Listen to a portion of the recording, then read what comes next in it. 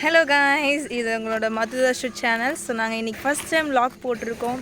என்ன vlog பார்த்தீங்கன்னா, நாங்கள் இன்றைக்கி எங்களோட லேண்டு வாங்கியிருக்கோம், அந்த இடத்துக்கு வந்திருக்கோம். அங்கே வந்து குட்டி குட்டி செடி மரம்லாம் வந்து நாங்கள் பிளான் பண்ணலாம் அப்படின்னு அதுக்கெல்லாம் வந்திருக்கோம். ஸோ இங்கே என்னெல்லாம் பண்ணுறோம், என்ஜாய் பண்ணுறதெல்லாம் வந்து உங்களுக்கு காட்டுறோம். நீங்களும் பார்த்து என்ஜாய் பண்ணுங்கள். இப்போ வாங்க நம்ம வீடியோக்குள்ளே போகலாம்.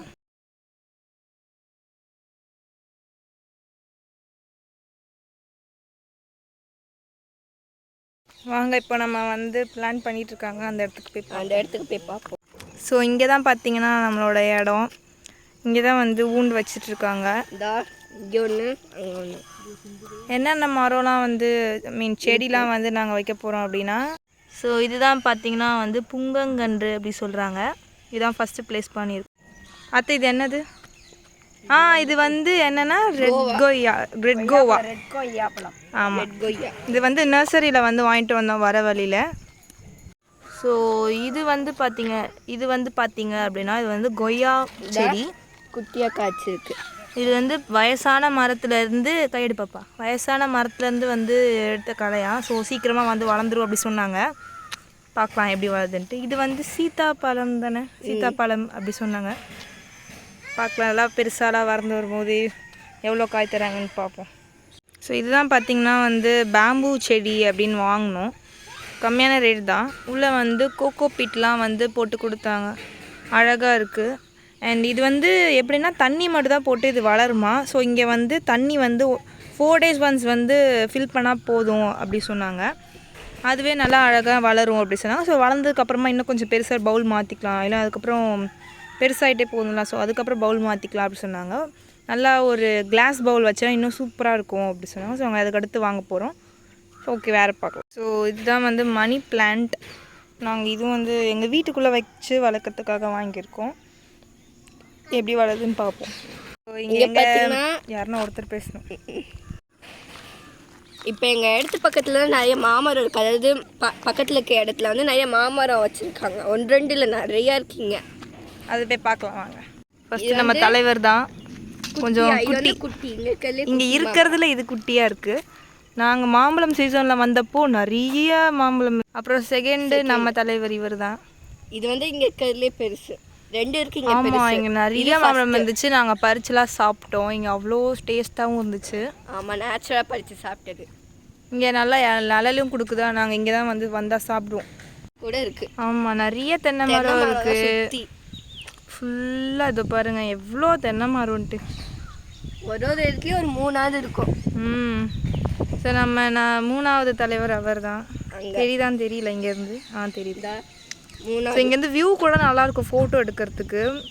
இங்கே தான் நாங்கள் நிறைய ஃபோட்டோஸ் எடுப்போம். ஃபோட்டோ ஷூட் எடுக்கணும் அப்படின்னா இங்கே நல்லா இருக்குல்ல. மரம் செம்மையாக இருக்கும். இங்கேயும் செம பெரிய நிழல் தர மரமே இது மட்டும்தான் இங்கே. ஆமாம், அது கூட கொஞ்சம் வெயில் இருக்கிறதுனால அவள் தரும். இது வந்து நிறையா வெயில் நிழல் தரும். இங்கே பிளேஸஸ் செம்மையாக இருக்கும். எங்களுக்கு ஏதாவது ஸ்ட்ரெஸ்ஸாக இருந்துச்சுன்னா, இல்லை ப்ராப்ளம்னா இங்கே வந்தோன்னா அப்படியே ஜாலியாக இருக்கும்.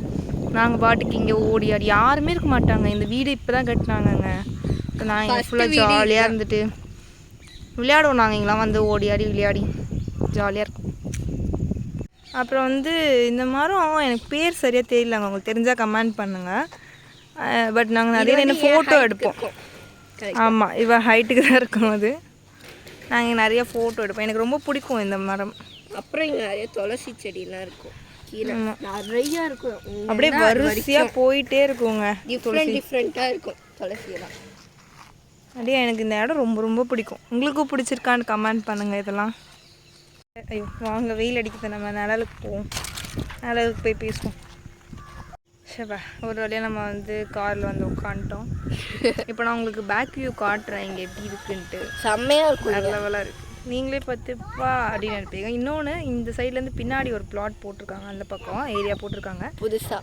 ஆமாம், செம்மையாக இருக்குங்க. பார்த்து நீங்களே வாவ் அப்படி சொல்கிற அளவுக்கு இருக்குது. பார்க்கலாம். இருக்கிறதுலேயே அந்த மலை தான் ஹைலைட்டே. இங்கே செம்மையாக இருக்கும். மாடுலாம் மேய்க்க விட்டுருக்காங்க.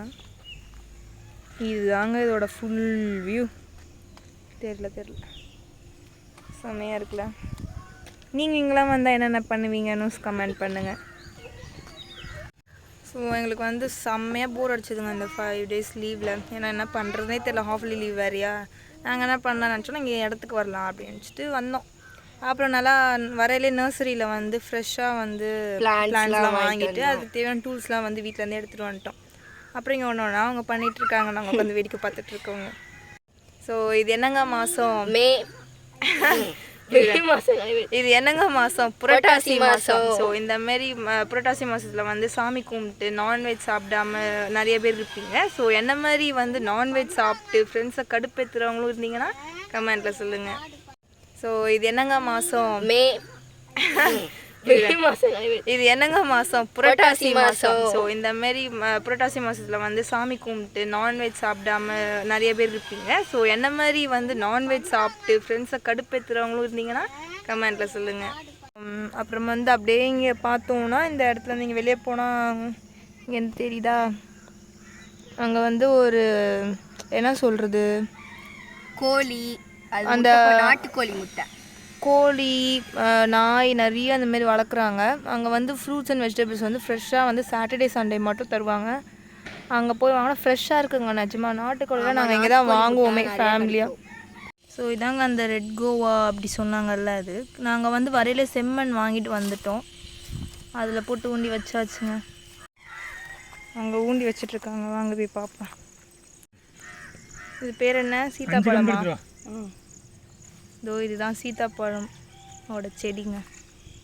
நாங்கள் வீட்டிலேருந்து வரும்போது தண்ணி கேன் வாங்கிட்டு வந்தாங்கங்க. நாங்கள் கூட தண்ணி குடிக்க தான் வாங்கிட்டு வராங்க போல் நினச்சோம். அப்புறம் கேட்டதுக்கு சொல்கிறாங்க செடிக்கு தண்ணி ஊற்ற போகிறோம் அப்படி சொன்னாங்கங்க. சரி நாங்களும் செடிக்கு தண்ணி ஊற்ற போயிட்டோம். நாங்கள் என்ன பண்ண போகிறோன்னா தண்ணி ஊற்ற போகிறோங்க. இது பேர் என்ன, புங்கங் செடியா? சரி தண்ணி ஊற்றுறோம்.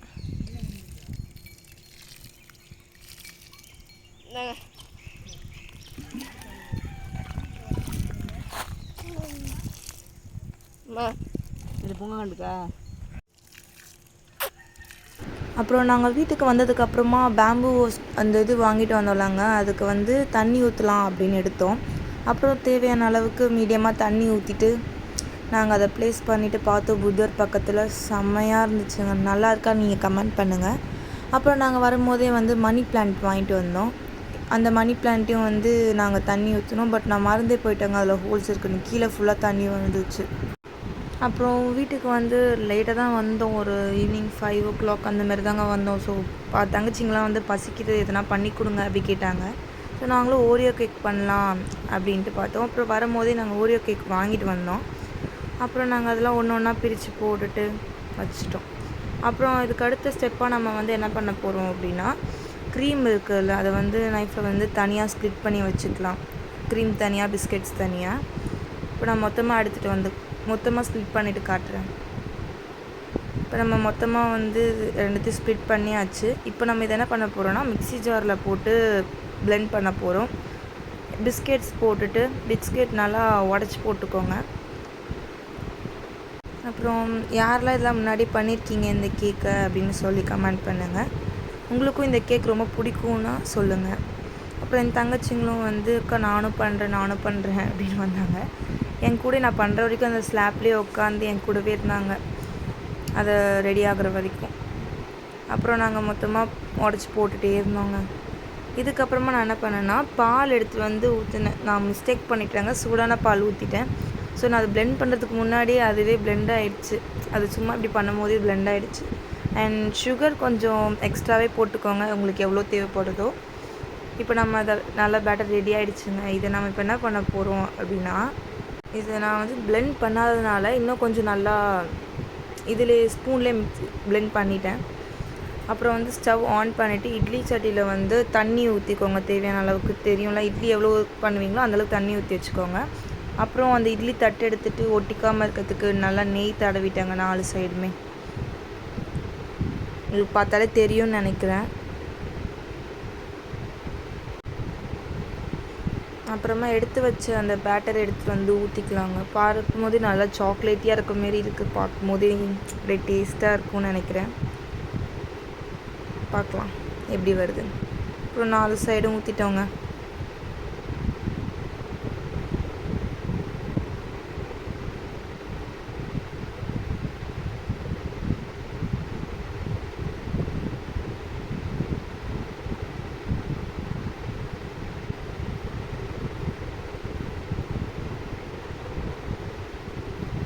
ஓகே, இப்போ நம்ம 4 சைடு ஊற்றிட்டோம். இப்போ மீதி இன்னும் கொஞ்சம் இருக்கனால செகண்ட் பிளேட்லேயும் வந்து போட்டுக்கலாம் அப்படின்னு எடுத்துட்டு அதுலேயும் வந்து நெய் தடவுனேங்க. யாருக்கெல்லாம் வந்து நெய் பிடிக்கும் சொல்லுங்கள். ஸோ எனக்கும் வந்து நெய் ரொம்ப பிடிக்கும்.